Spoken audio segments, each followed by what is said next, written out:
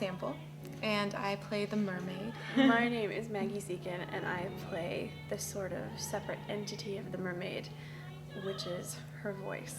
This version is very much darker, and in a sense, even though I think that love at first sight does happen in real life, the mermaid explores the very real possibility of lust at first sight. Mm-hmm. That what you may perceive to be love is not actually love. And all around me fades away, and all I see is sin. I round the earth or give up my ability to swim. A lot of people say that love is only actual love when it's reciprocated.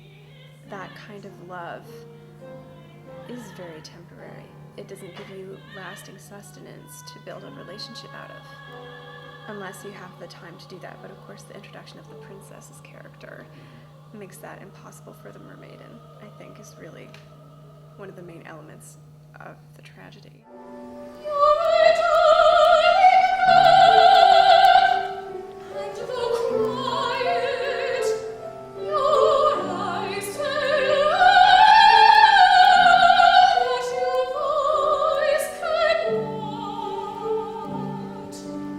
My name is Sara and I'm playing the role of the princess.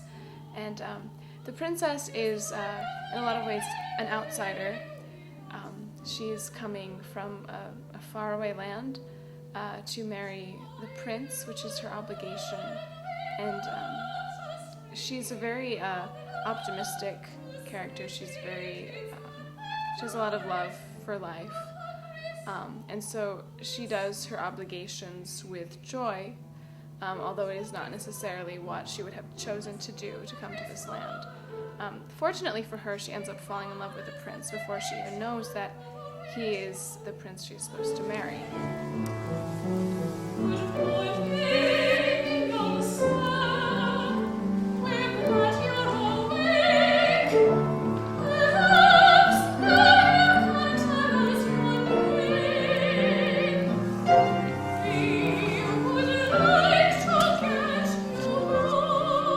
She doesn't ever realize what she's doing. She never understands that her happiness is creating such pain and ultimately the death of the mermaid, who has come to be her friend.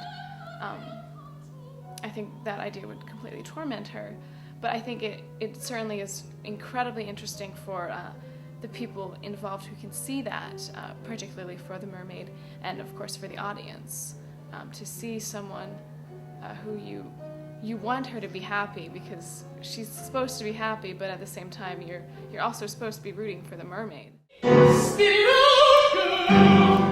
the words unfurl, so as a love affair. What's the matter now? You don't have to bow. You simply let go.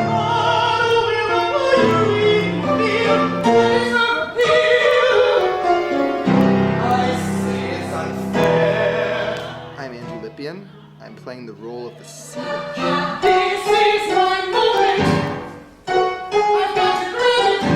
Oh, it may tear her poor heart to shreds. The sea witch is really a very hurt person inside, and the reason she's acting the way she is because she's had a very troubled past, and her actions have caused her to take paths that have brought her down to the road of being what she is, this monstrous, painful creature.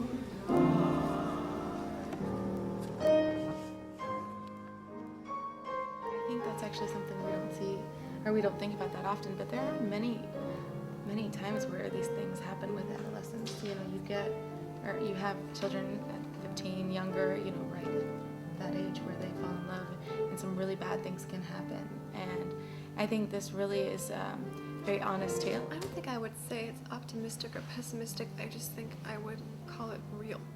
Yeah, realistic, I would too. I think we've gotten to that right now, just seeing, like, we've experienced both of us, both sides of this story. And neither character is really getting what they envision for themselves, this big idealistic thing. It's just rational. It's being yourself.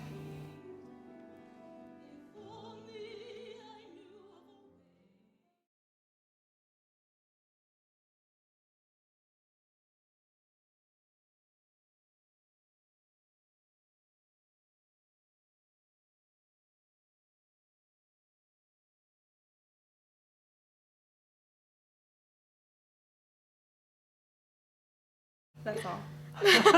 Ask another question.